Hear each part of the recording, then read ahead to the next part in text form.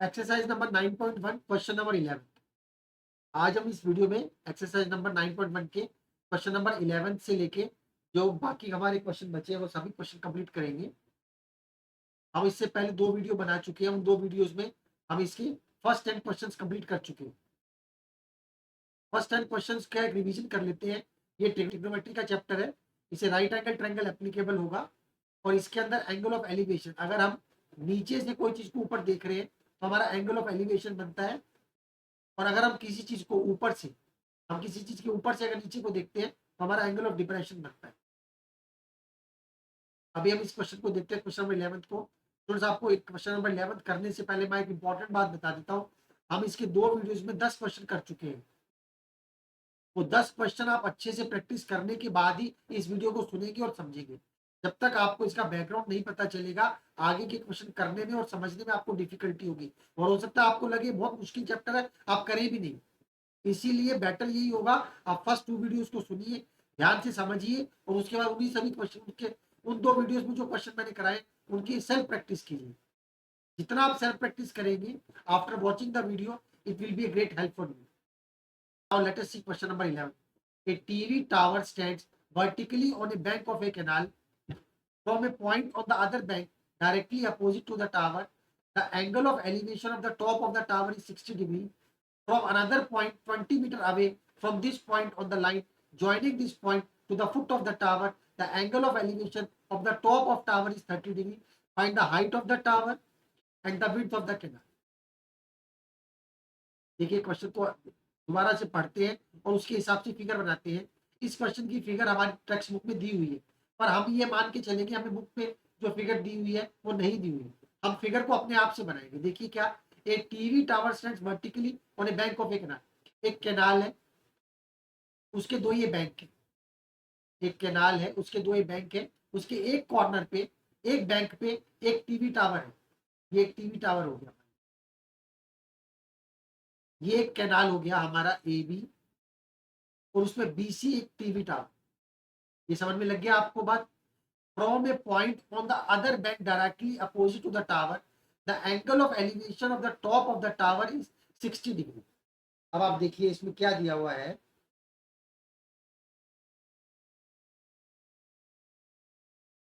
From a point directly opposite to the tower, ये tower के opposite side में एक पॉइंट से जो इसके टावर के टॉप का एंगल ऑफ एलिवेशन 60 डिग्री, ये 60 डिग्री। ये टीवी टावर है, ये विड्थ ऑफ द कैनाल है। एक बैंक पे टीवी टावर खड़ा है, उसके अपोजिट साइड से एक एंगल जो बन रहा है वो 60 डिग्री बन रहा है, angle of elevation. From a point 20 metre away from this point to the line joining this point to the foot of the tower, ये फुट ऑफ द टावर को ज्वाइन करने वाली लाइन 20 मीटर अवे। अब 20 metre away इधर भी हो सकता है, इधर भी हो सकता है। स्टूडेंट्स को नॉर्मली कंफ्यूजन क्या रहता है कि 20 मीटर हम किधर जाएं, इधर जाएं या इधर जाएं। आप 20 मीटर के इधर जा सकते हैं, इधर तो कैनाल है आपकी। एक बात तो ये हो गई कि हम कैनाल के अंदर नहीं जा सकते। दूसरी बात क्या हो जाएगी, आप एंगल ऑफ एलिवेशन को देखिए क्या है। हम इस तरफ आएंगे तो एंगल ऑफ एलिवेशन हमारा इंक्रीज होगा, एंगल ऑफ एलिवेशन देखिए उसमें डिक्रीज हो रहा है।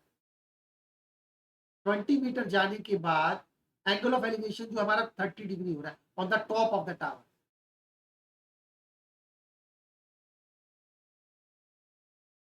डी हो जाएंगे। देखिए ध्यान से समझिए क्वेश्चन को। एक टीवी टावर है, एक कैनाल है, कैनाल के एक बैंक पे टीवी टावर खड़ा है। कैनाल के टीवी टावर के जस्ट अपोजिट कैनाल के दूसरे बैंक से हम टीवी टावर के अगर टॉप को देखते हैं तो एंगल ऑफ एलिवेशन 60 डिग्री है। और 20 मीटर इधर जाने की तरफ, उसी लाइन में 20 मीटर आगे जाने के बाद उस टॉप को दोबारा देखते हैं तो एंगल ऑफ एलिवेशन 30 डिग्री हो जाता है। सिर्फ इसमें एक फिगर बनाने का ही इंपॉर्टेंट काम है। अगर आपने फिगर हमारा अगर आपने फिगर अच्छे से करेक्ट बना लिया, अगर हमारा फिगर करेक्ट बन गया है तो हमें क्वेश्चन करने में कोई डिफिकल्टी नहीं होगी और क्वेश्चन भी रॉन्ग नहीं होगा। अभी इसमें जो मेन पॉइंट वो है कि 20 मीटर हमें इधर आना है या इधर जाना है। इसके लिए 2 बातें हैं। पहली बात तो ये पूरी कैनाल है, ये भी एक कैनाल है, तो कैनाल के अंदर तो हम आ नहीं सकते, हम उस तरफ जाएंगे। पहली बात तो एक ये होगी। दूसरी बात क्या होगी, हम जब इस तरफ आएंगे तो एंगल हमारा इंक्रीज होगा। देखिए ये एंगल कितने डिग्री का है, 90 डिग्री का। 90 से 60 हो गया, 90 से 60 हो गया तो इस तरफ आएंगे तो 30 डिग्री नहीं हो सकता, बीच में 60 टू 90 के बीच की कोई वैल्यू होगी।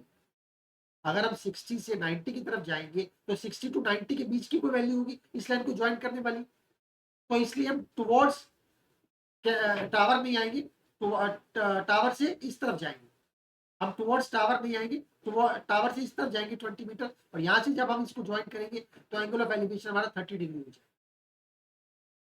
इस बात को कि यहाँ पे हमने ट्रायंगल क्यों नहीं बनाया, इसको दोबारा एक बार फिर से समझ लेते हैं। देखिए मैं आपको एक बात बताता हूँ, ये एक लाइन है, इस पर ये एंगल बन रहा है, ये एंगल 90 डिग्री का है। अब देखिए ये वाला एंगल जो बनेगा ये 80 का बनेगा, ये 70 का बनेगा, ये 60 का बनेगा।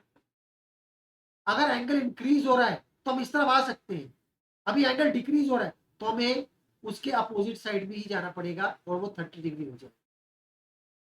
ये एंगल 90 डिग्री का है, इधर आएंगे तो 80 हो जाएगा, 70 हो जाएगा, 60 हो गया। तो मतलब हमारा क्या है, अगर हम इस तरफ आएंगे 60 से इस तरफ आएंगे 90 की तरफ आएंगे तो एंगल इंक्रीज हो रहे हैं, तो हमें 60 से अपोजिट साइड में जाना पड़ेगा, इसलिए हमारा एंगल क्या हो जाएगा, डिक्रीज हो रहा है, तो हमारा हम इस तरफ जाएंगे उस तरफ नहीं जाएंगे। देखते हैं सोल्यूशन में क्या करेंगे। हमें क्या निकालना है, हाइट ऑफ द टावर, हमें बीसी निकालना है, and width of the canal निकालना, हमें एबी निकालना। अब हम लेट करते हैं, लेट। देखिए आपको, आई होप आपको फिगर अच्छी से समझ में आ गई होगी। अगर हमें फिगर अच्छी से समझ में नहीं आएगी हम क्वेश्चन सॉल्व नहीं कर सकेंगे। Let BC is the tower and AB is the width of canal. हमने BC को टीवी टावर लेट कर लिया और AB को हमने width of the canal let कर लिया, ठीक है। अभी आप हमें क्या निकालना है, हमें BC निकालना है और AB निकालना है। आप इन दोनों ट्रायंगल्स को देखिए, ABC को देखिए और BDC को देखिए, इसमें BC BC मेरा कॉमन है। हमारा, मैंने लास्ट क्वेश्चन में भी आपको क्या बताया था, अगर हम दो ऐसे ट्रायंगल्स को कंसीडर करेंगे जिनकी कोई एक साइड कॉमन हो, इस वाले ट्रायंगल की BC और इस वाले ट्रायंगल की BC कॉमन है, हम दोनों ट्रायंगल में BC निकाल के BC को इक्वेट कर लेंगे। हम दोनों ट्रायंगल से BC को निकाल के BC को इक्वेट कर लेंगे, BC खत्म हो जाएगा, जो हमारे पास दूसरी साइड्स निकाली उनकी वैल्यू आ जाएगी। देखिए कैसे निकलेगा, इन राइट ट्रायंगल ABC हमें परपेंडिकुलर और बेस की जरूरत है, हम tan थीटा लगा लेंगे, tan A is equal to, हमारा परपेंडिकुलर कितना BC है और हमारा बेस कितना AB है। tan A की जगह हम tan 60 लिख सकते हैं। देखिए यहाँ पे थीटा की वैल्यू 60 डिग्री है, BC हमें पता नहीं है, AB भी हमें पता नहीं है। tan 60 की वैल्यू होती है √3 BC अपॉन AB। मेरे को BC निकालना है, अभी आप ये ध्यान रखेंगे क्योंकि मेरे को BC निकाल के इक्वेट करना है। ये जो मैं इक्वेट करने वाली आपको ट्रिक बता रहा हूँ, ये आपको किसी बुक में हो सकता नहीं मिलेगी, कोई और टीचर भी आपको नहीं बताएगा। ये जो बेस्ट तरीका है, दो ट्रायंगल्स को देखिए, दोनों ट्रायंगल्स में जो कॉमन साइड है उसको निकाल लीजिए। इन दोनों ट्रायंगल्स में BC हमारा कॉमन है, हम BC को निकाल लेते हैं। देखिए BC क्या, BC की वैल्यू क्या आ जाएगी, BC is equal to √3 AB आ गया। हमारा BC का वैल्यू ही निकला, आप यही समझिए इसको, इन टर्म्स ऑफ AB निकला है, हमारा BC निकल गया। अब हम ट्रायंगल लेते हैं, राइट ट्रायंगल BCD।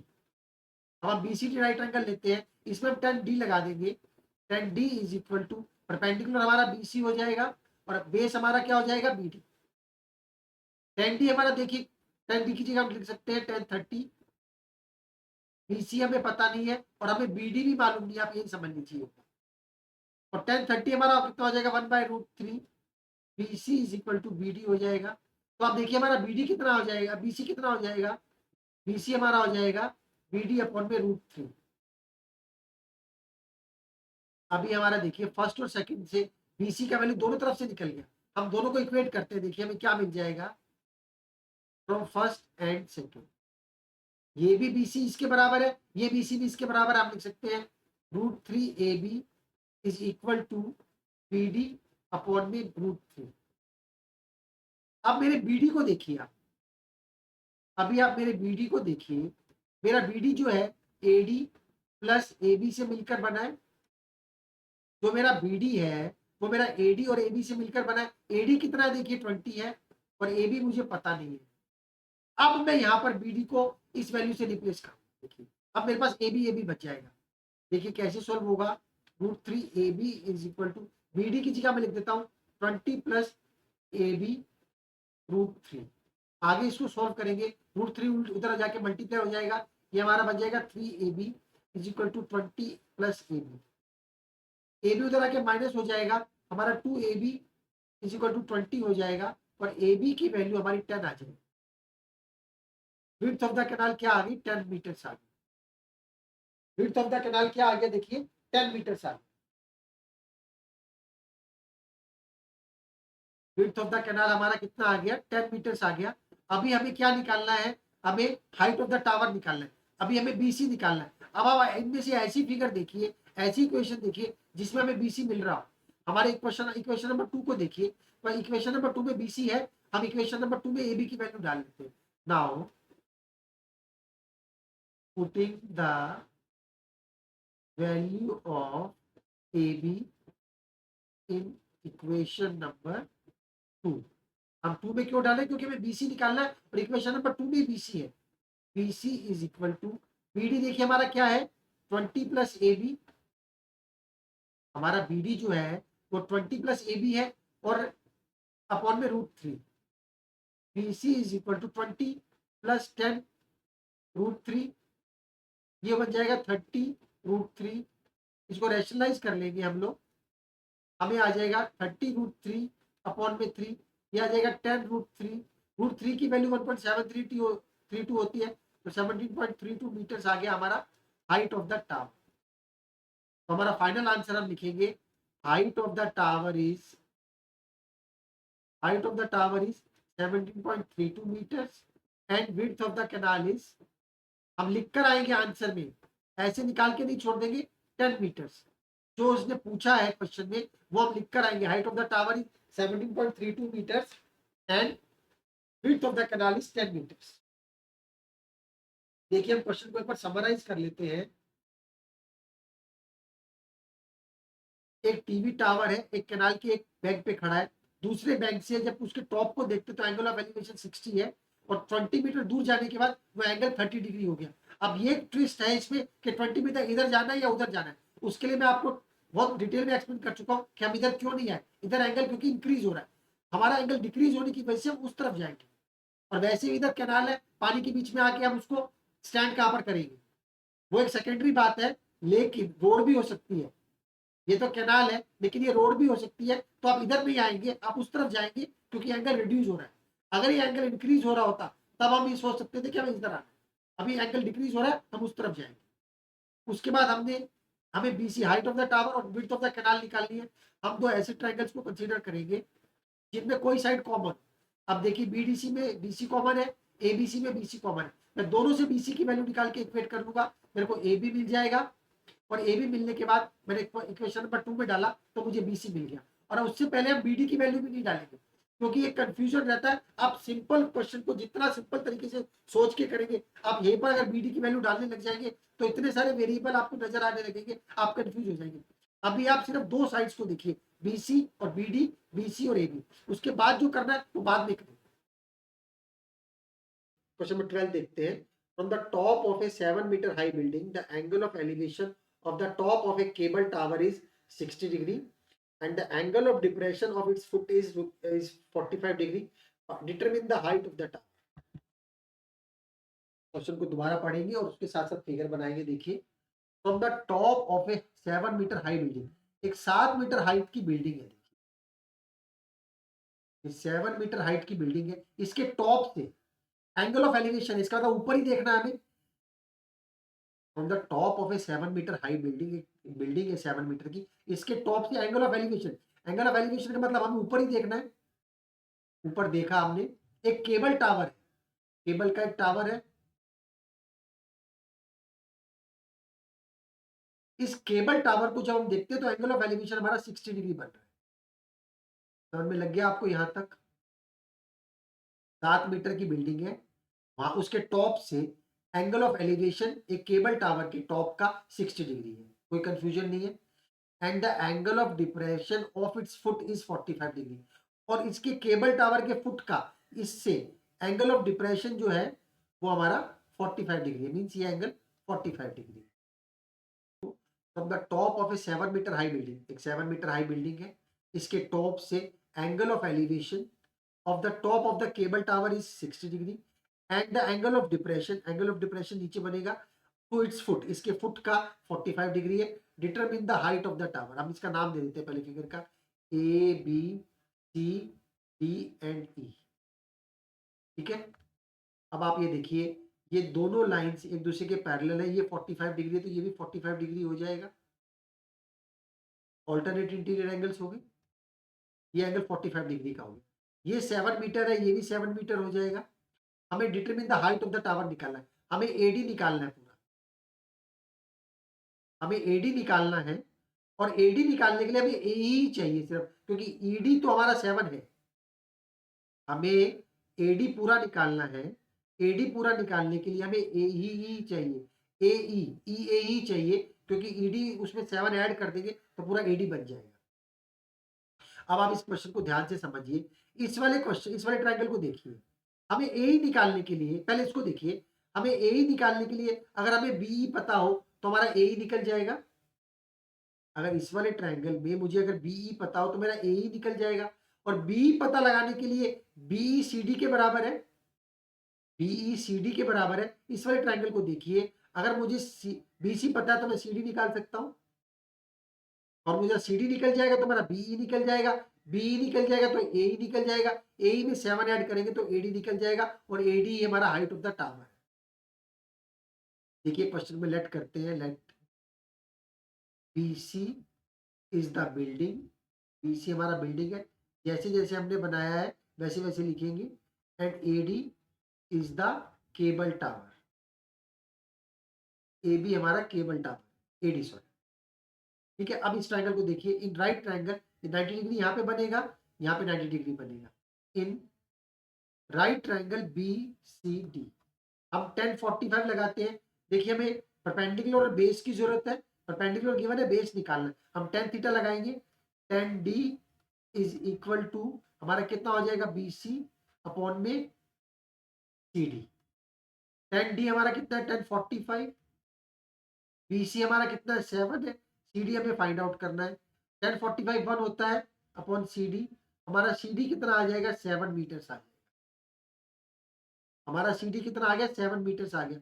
नाउ हम लिखेंगे, शो करेंगे, ऐसे नहीं यूज कर लेंगे, C D is equal to B is equal to 7 metre, हमारा सी डी जो है वो बी के बराबर है, वो दोनों 7 मीटर्स हो गया। Now in right triangle A B E, A B right triangle को लेते हैं, देखिए इसमें भी हम क्या करेंगे, 10 थीटा ही लगाएंगे, क्योंकि हमें परपेंडिकुलर की जरूरत है, बेस हमारे पास है। हम लिखेंगे 10 बी, हम लिखेंगे 10 B is equal to A upon में बीई, 10 बी की जगह हम लिखेंगे 1060,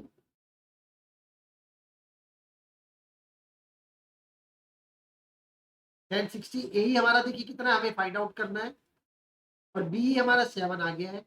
1060 की जगह मैं लिखता हूँ √3 ए अपॉन में 7, तो हमारी ए की वैल्यू देखिए कितनी आ जाएगी, 7√3, हमारा ए 7√3 आ गया। हमें पूरा हाइट ऑफ द टावर निकालना है, दैट इज एडी, एडी होगा हमारा ए प्लस ईडी।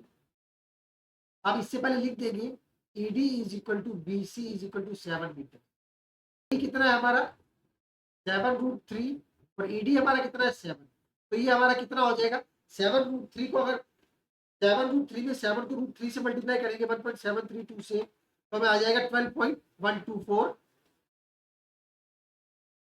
प्लस 7 करेंगे तो हमें आ जाएगा 19.124 मीटर्स। तो हमारा हाइट ऑफ द टावर कितना आ जाएगा, पूरा हाइट ऑफ द टावर जो आ जाएगा, therefore height of the tower is 19.124 metre. Question को समराइज कर लेते हैं, देखिए एक 7 मीटर टॉल बिल्डिंग है, उसके टॉप से एंगल ऑफ एलिवेशन एक केबल टावर के टॉप का 60 डिग्री है, और वहां से एक एंगल ऑफ डिप्रेशन जो है उसके फुट का वो 45 डिग्री है, ये 45 होगा तो इस वाले ट्रायंगल में ये भी 45 हो जाएगा, ये दोनों पैरेलल लाइन से, यहाँ से एक पैरेलल लाइन यहाँ पे इसको ड्रॉ करेंगे, एक राइट एंगल ट्रायंगल बन जाएगा। ये 45 है, ये 45 हो जाएगा। हम इस वाले ट्रायंगल को कंसीडर करेंगे। इस वाले ट्रायंगल से हम हमें बीसी पता है, tan थीटा लगा के हम सीडी निकाल लेंगे। इस अब जो सीडी होगा वो बीई के बराबर होगा। इस वाले ट्रायंगल में बीई पता चल गया, एई निकाल लेंगे tan थीटा लगा के। एई निकालने के बाद एडी निकाल लेंगे, एई प्लस ईडी होगा, और जो हमारे को मिल जाएगा 19.124 मीटर। क्वेश्चन नंबर 13 देखते हैं। As observe from the top of a 75 metre high lighthouse from the sea level, the angles of depression of two ships are 30 and 45 degree. If one ship is exactly behind the other on the same side of the lighthouse, find the distance between the two ships. देखिए जैसे जैसे question में लिखा है वैसे वैसे figure बनाते हैं। As observe from the top of a 75 metre lighthouse from the sea level, एक हमारा सी लेवल है, सी लेवल पे एक 75 मीटर हाइट का लाइट हाउस है। द एंगल्स ऑफ डिप्रेशन, ऊपर से नीचे देख रहे हैं, दो शिप आ रहे हैं, एक शिप ये हो गया, एक शिप ये हो गया। एंगल ऑफ डिप्रेशन है, एंगल ऑफ डिप्रेशन जो है वो 30 डिग्री और 45 डिग्री है। अब ये बताइए ऊपर से नीचे हम देख रहे हैं कौन सा एंगल 30 का होगा और कौन सा, एक एंगल ऑफ डिप्रेशन ये है हमारा, एक एंगल ऑफ डिप्रेशन ये है, दो एंगल ऑफ डिप्रेशन, एक ही छोटा वाला है और एक ही बड़ा वाला है। दोनों में से किसकी कौन सा 45 होगा और कौन सा 30 होगा? देखिए देखने से पता चल रहा है, अगर ये बड़ा है तो ये 45 होगा, तो ये अगर इधर 45 है तो ये 45 होगा ऑल्टरनेट इंटीरियर से। ये बड़ा है इससे तो ये 45 हो जाएगा, और ये वाला देखिए छोटा है, ये 30 हो जाएगा। एंगल ऑफ डिप्रेशन समझ में लग गया आपको? हम इधर लिखेंगे 30 डिग्री और 45 डिग्री, स्पेस की शॉर्टेज है इसलिए मैं अलग से लिख रहा हूँ। आप इधर शो करेंगे कि मेरा 30 ये बना था तो ये 30 हो गया, ये 45 था तो ये 45 हो गया। क्वेश्चन को दोबारा से समझते हैं। देखिए सी लेवल पे एक, सी लेवल से 75 मीटर हाइट का एक लाइट हाउस है। लाइट हाउस से angle of depression for two ships coming towards the lighthouse are 45 and 30 degree. एक बात आपको और बताता हूँ, ये 45 और 30 तो हो गया, लेकिन यहाँ पे 30 पहले यहाँ पर और 45 यहाँ पर नहीं हो सकता। उसका रीजन ये एंगल इंक्रीज होएगा। ये भी आप एक ट्रिक ध्यान में रखेंगे। अगर आपको कभी कंफ्यूजन हो कि कौन सा 30 और कौन सा 45 आपको समझ में नहीं लगे तो नीचे से देख लेंगे। नीचे से देखने पे आपको पता चलेगा, जो यहाँ पे एंगल आता है तो 90 हो गया, तो इंक्रीज हो रहा है एंगल। अगर हम इसको इसको 45 बना देंगे, इसको 30 बना देंगे, फिर 90 नहीं हो सकता। अगर मैं इसको 45 और इसको 30 बनाता हूँ, फिर 90, 45 30 90 कुछ बनेगा वैल्यू, तो 30 45 90 मीन इंक्रीजिंग ऑर्डर हो गया हमारा। अगर 45 30 और 90 लेता हूँ तो कोई भी ऑर्डर नहीं होगा, इसीलिए 30 45 और 90, और इसी को ऊपर के हिसाब से देखेंगे तो एंगल ऑफ डिप्रेशन भी हमारा सेट हो रहा है। अभी हमें क्या निकालना है? Find the distance between two ships. हमें डीसी निकालना है, हमें डीसी निकालना बहुत सिंपल सा काम है। देखिए हम ऐसे दो ट्रायंगल कंसीडर करेंगे जिसमें हमें कॉमन साइड हो। अब आप देखिए एबीसी को देखिए, एबीसी को देखिए, इसमें एबी साइड एबी साइड, और आप एडीबी को देखिए, एबी साइड दोनों में कॉमन है। हमारा एबीसी को देखिए और एडीबी को देखिए, दोनों में एबी साइड कॉमन है। हम एबी की वैल्यू निकाल लेते हैं दोनों तरफ से, और उसके बाद हम उसको 75 के सामने देंगे। इसमें हमें 75 दिया ही हुआ है उसकी साइड। उसके बाद देखिए हमें क्या मिलेगा, लेट करते हैं। AB is the lighthouse, AB हमने लेट कर लिया लाइट हाउस है, ठीक है, और and B and C are two ships. हमने लेट कर लिया डी और सी तो दो शिप्स हैं, और ए बी हमारा लाइट हाउस है 75 मीटर, ठीक है। अब राइट एंगल ट्राइंगल देखिए, right triangle A B C. अब ए बी सी को देखते हैं। ए बी सी में हम लगाते हैं tan C is equal to, perpendicular हमारा ए बी हो जाएगा और बेस हमारा बी सी हो जाएगा। अब ए बी की वैल्यू निकालते हैं, एक बार इधर से देखिए। tan C की जगह मैं लिख सकता हूँ tan 45। ए बी हमारा हमें पता है, अभी अभी हम नहीं लिखेंगे उसको। बी सी हमारा हमें निकालना है, tan 45 1 होता है, 1 is equal to A B upon B C. तो हमारा ए बी सी जो हो गया वो ए बी के बराबर हो गया, या जो ए बी हो गया वो बी सी के बराबर हो गया। हमारा ए बी और बी सी दोनों बराबर हो गया 75 metres. In right triangle A B D हम टेन थीटा लगाएंगे, tan D is equal to A B upon में बी डी। टेन डी हमारा कितना हो जाएगा, tan thirty. Tan thirty A B हमें पता नहीं है, ऐसे समझ लीजिए। और बी डी जो हमारा है हमें निकालना है, बी डी जो है हमें निकालना है। बी डी की जगह पे बी डी रख देता हूँ। टेन थर्टी की वैल्यू होगी one upon root three A B upon में बी डी। इधर से ए बी की वैल्यू कितनी आ जाएगी, देखिए बी डी अपॉन में रूट थ्री। ए बी की वैल्यू एक तो ये है और एक ये है, हम दोनों वैल्यूज को इक्वेट कर लेते हैं। देखिए जैसा हम लास्ट क्वेश्चन में करते हुए आए हैं, B D upon root three is equal to B C. अभी हमें बी सी की वैल्यू पता है, अभी हमें बी सी की वैल्यू पता है।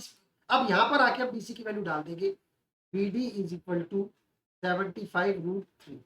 हमारा बी डी निकल गया पूरा, हमारा पूरा बी डी निकल गया। हमें निकालना है D C. D C is equal to क्या लिखेंगे, B D minus B C. B D कितना है 75 रूट थ्री और बी सी कितना है देखिए 75। सॉल्व करेंगे तो 75 रूट थ्री माइनस वन आ जाएगा।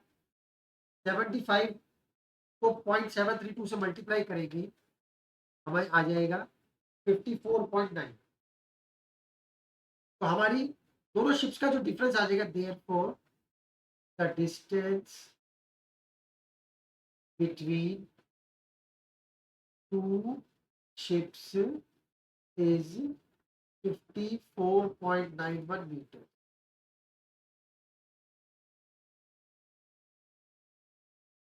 मैं आपको इस क्वेश्चन को करने का तरीका, जो मैं नॉर्मल तरीका फॉलो कर रहा हूँ वही बता देता हूँ दोबारा से।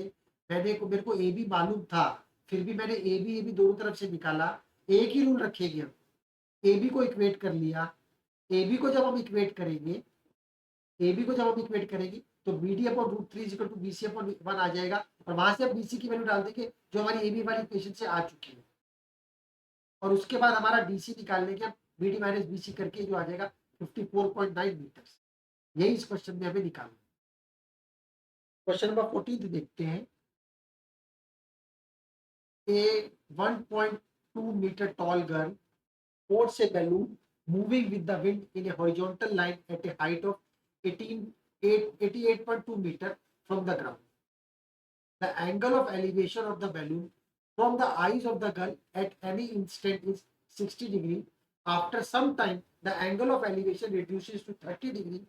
Find the distance traveled by the balloon during that interval. वही काम करेंगे स्टूडेंट्स। आप क्वेश्चंस को ध्यान से सुन लेंगे और समझ लेंगे। मैं बार बार बोल रहा हूं आपको, अगर आप फिगर बनाना नहीं सीखेंगे, नहीं समझेंगे, क्वेश्चन सॉल्व नहीं होगा। आप एक बार पेन पेपर को साइड में रख के क्वेश्चन को सुन लीजिए प्लीज। देखिए क्वेश्चन कैसे करेंगे, हमें जैसे जैसे उसने बोला वैसे वैसे करेंगे। एक लड़की है 1.2 मीटर टॉल है, आपने देखा एक लड़की है 1.2 मीटर की है। एक लड़की 1.2 मीटर टॉल है, हमने एक लड़की बना ली 1.2 मीटर टॉल की। स्पॉट से बैलून, एक बैलून को देखती है, यहाँ अपनी आंख उसकी यहाँ पर होगी, एक बैलून को देख रही है। बैलून यहाँ पर है, उसने यहाँ पे बैलून को देखा,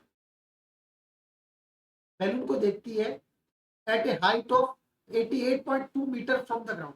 ये जो बैलून है वो ग्राउंड से 88.2 मीटर की हाइट पर है। ये जो हाइट है 88.2 मीटर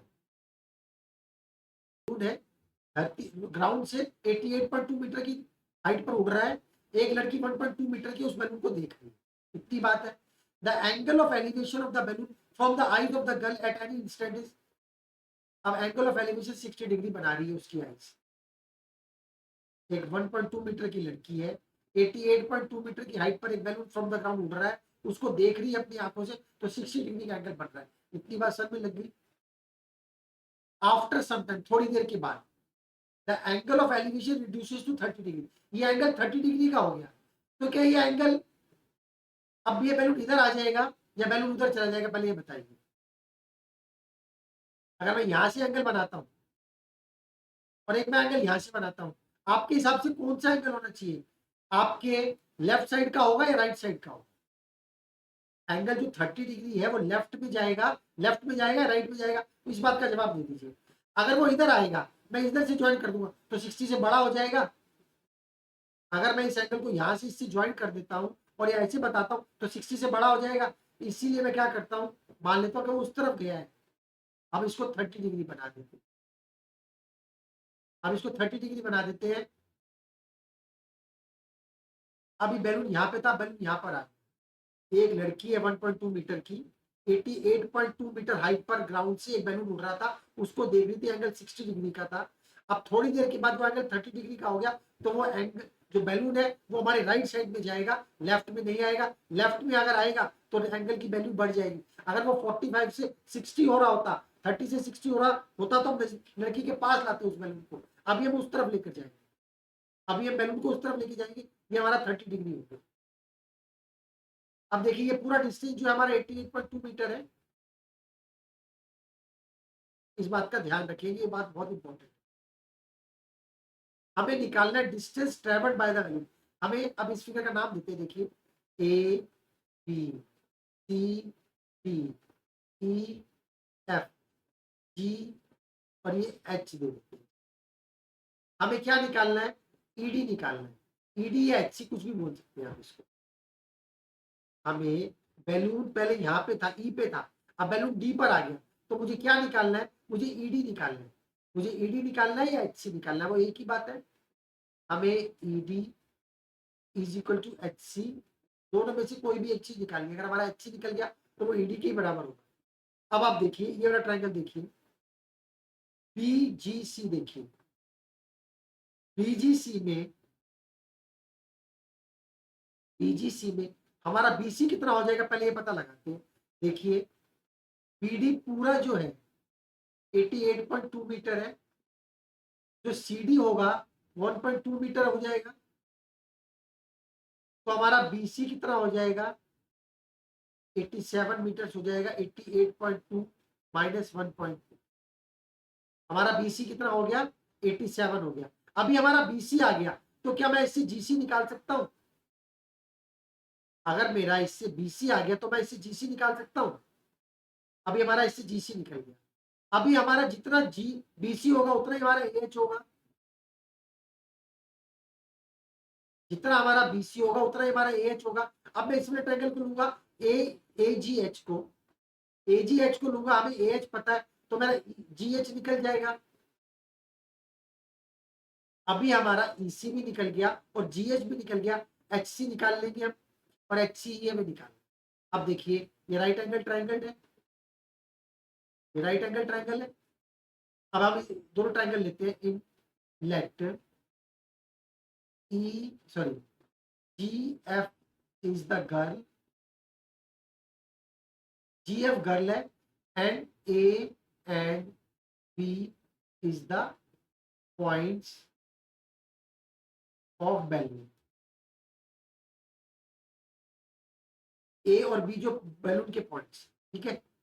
अब आप देखिए इन राइट ट्रायंगल हम लेते हैं पहले बी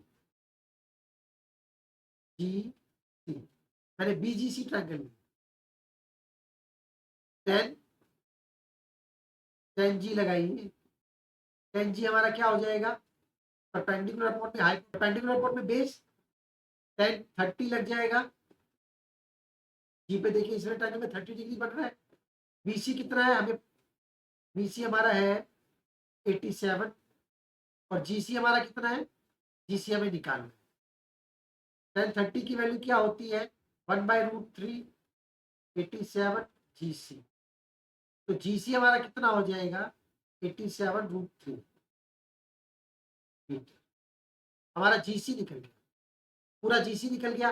अब ट्रायंगल ए जी एच को देखिए, राइट ट्रायंगल ए जी एच, टेन 60 लग जाएगा। पहले टेन जी लिख दीजिए इसको। टेन जी कितना हो जाएगा हमारा? परपेंडिकुलर अपॉन में बेस, ठीक है। टेन जी में टेन 60 लग जाएगा। टेन 60 की वैल्यू देखिए कितनी है? ए एच कितना है हमारा? 87 और जी एच हमारा कितना है? हमें निकालना है। 1060√3 होता है 87 GH। तो GH हमारा कितना आ जाएगा देखिए 87√3 मीटर्स। अभी हमारा GH भी आ गया और GC भी आ गया, हम HC निकाल सकते हैं now. HC is equal to GC minus GH। GC कितना है देखिए 87√3 और GH कितना है 87/√3।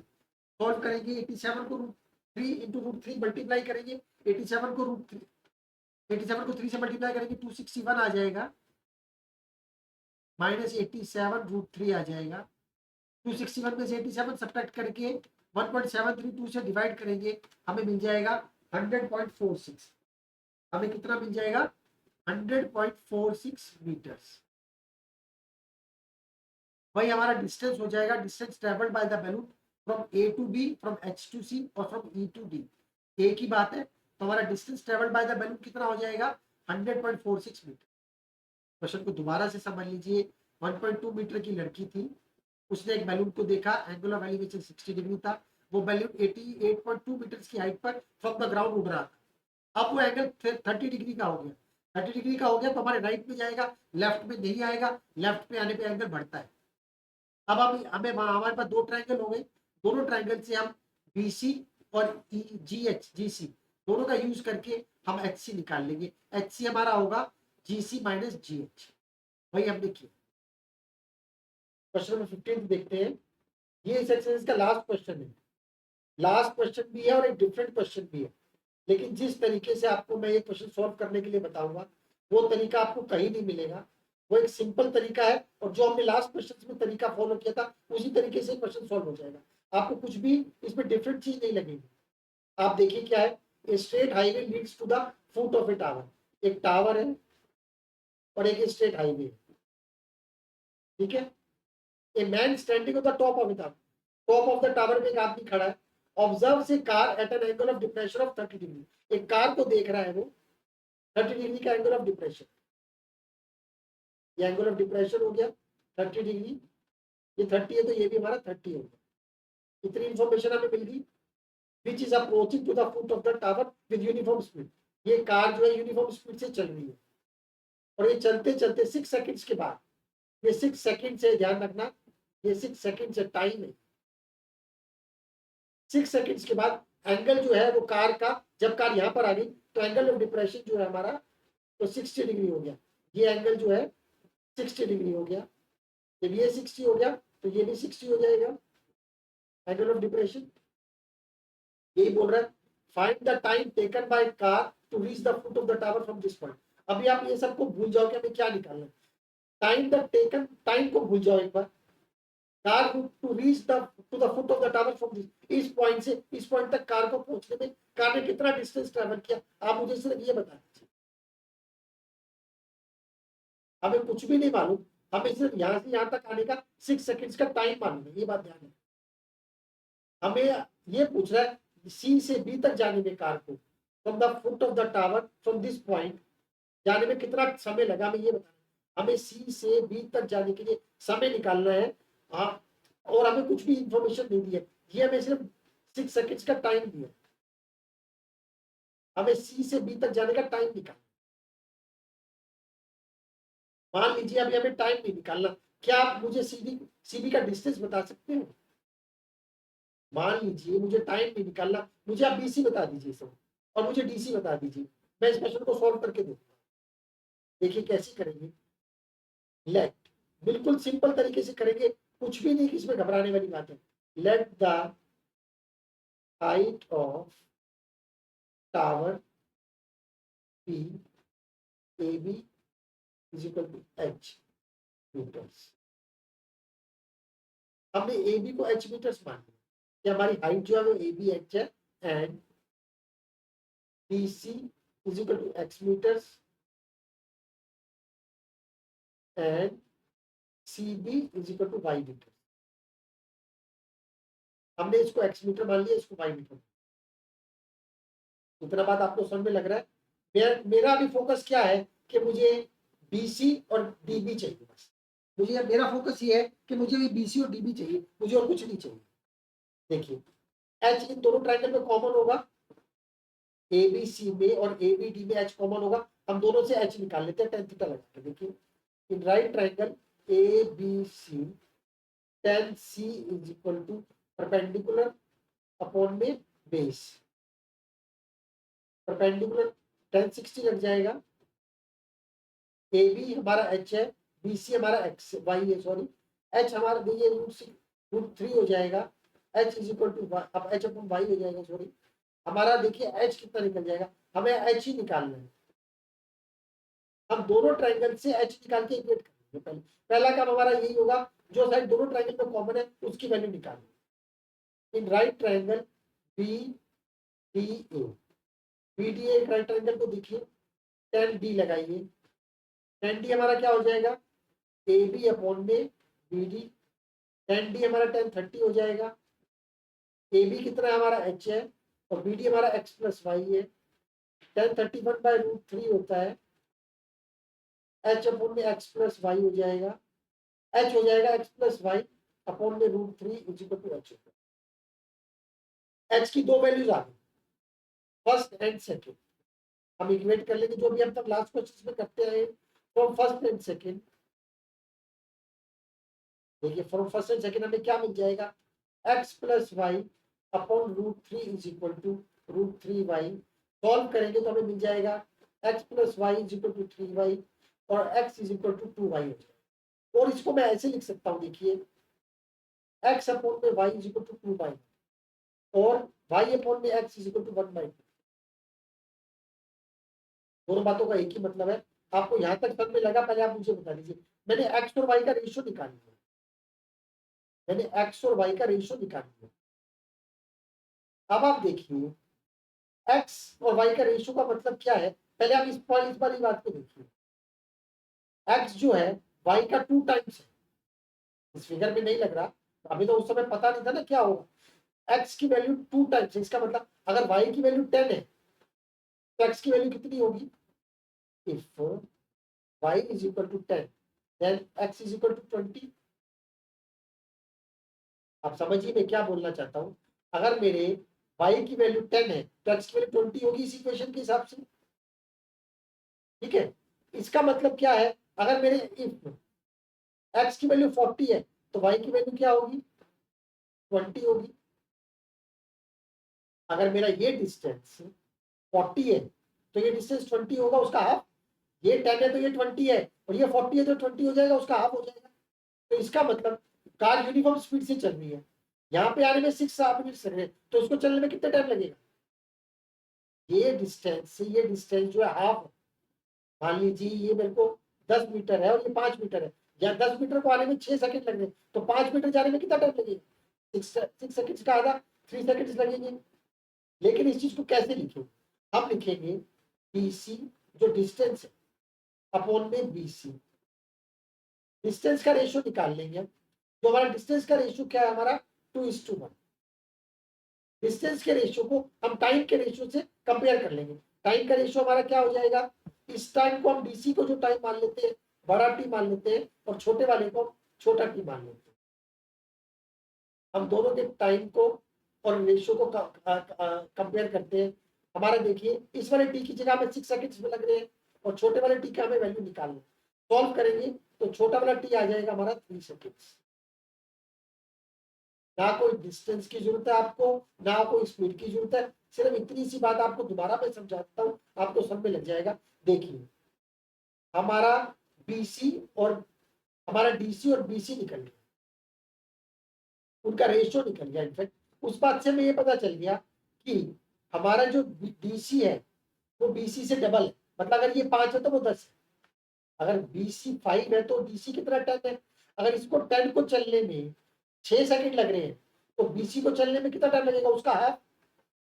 इसको चलने में अगर 6 सेकंड्स लग रहे हैं तो इसको चलने में आधा टाइम लगेगा। रीजन क्या है, क्योंकि स्पीड यूनिफॉर्म है, स्पीड पे अगर कोई चेंज आता तो ये रूल एप्लीकेबल नहीं होता, स्पीड क्योंकि यूनिफॉर्म है, देखो उसमें दिया विद यूनिफॉर्म स्पीड, तो कार जो यूनिफॉर्म स्पीड पे चल रही है, तो यूनिफॉर्म स्पीड पे अगर कार चल रही है तो यहाँ से यहाँ तक आने में अगर उसको 6 सेकंड लग रहे हैं तो यहाँ से यहाँ तक आने में 3 सेकंड लगेंगे, क्योंकि ये डिस्टेंस से ये डिस्टेंस, ये इस वाले डिस्टेंस से ये वाला डिस्टेंस डबल है, या ये वाला डिस्टेंस इस वाले डिस्टेंस का हाफ, ये 5 है तो ये 10 है, और ये 10 है तो वो 5 है, तो इसमें 6 सेकंड लग रहे हैं तो इसमें 3 सेकंड लगेगी, उसको हम शो कैसे करेंगे?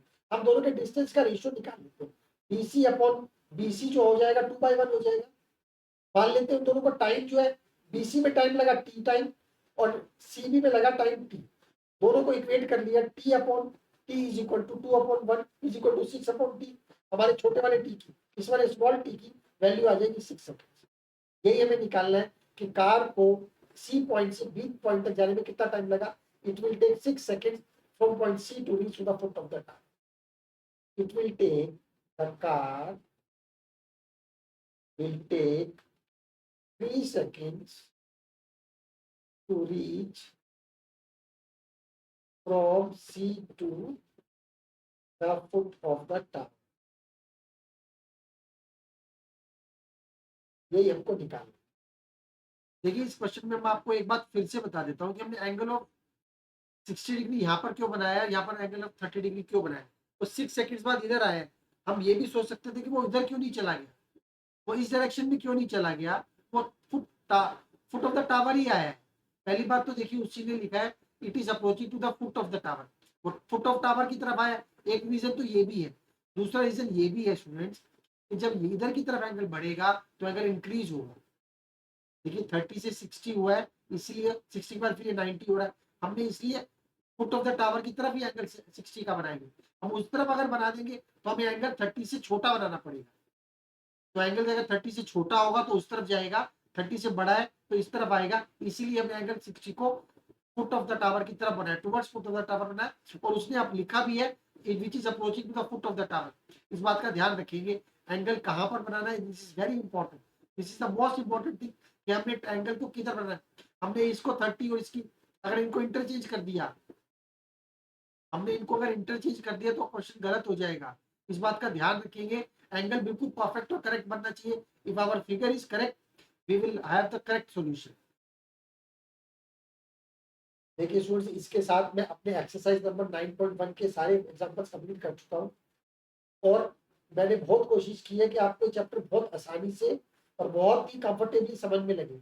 उसके लिए मैंने बहुत डिटेल में रिपीटेडली आपको क्वेश्चन को एक्सप्लेन किया है।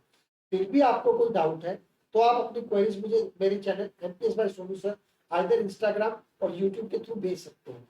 लेकिन आप अगर क्वेश्चन को वीडियो को एंड तक सुनेंगे, मुझे ऐसा नहीं लगता कि आपको कोई डिफिकल्टी होने वाली है। फिर भी डिफिकल्टी हो यू कैन आस्क मी। और अब आपका टास्क क्या है कि सभी क्वेश्चंस को वीडियो को बंद करेंगे और सभी क्वेश्चंस को अपने आप करेंगे। आप जितना क्वेश्चंस को प्रैक्टिस करेंगे, जितना सेल्फ प्रैक्टिस करेंगे, उतना ही आप इंप्रूव होते जाएंगे। Practice makes a man perfect, you know it very well. I should not repeat it again and again. Now take out your pen and paper and start solving the question immediately. And if you have any doubt, you can contact me through my channel MPS by Sonu sir. I will surely help you out. Thank you very much. See you in the next video.